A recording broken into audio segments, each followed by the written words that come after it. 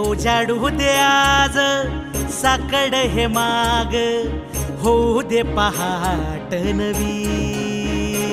आता होऊन जाऊ दे साऱ्या जगाला पाहू दे, पडू दे पाऊल पुढं. जरी काट पाया खाली लाख येळा येऊ दे, पडू दे पाऊल पुढं. मोठी लढाई र लढू मातीसाठी र गड्या, मनगटाच जोर लावून. दाटला जरी अंधार एकजूट होऊ आज, दिवा देऊ तेज धावून.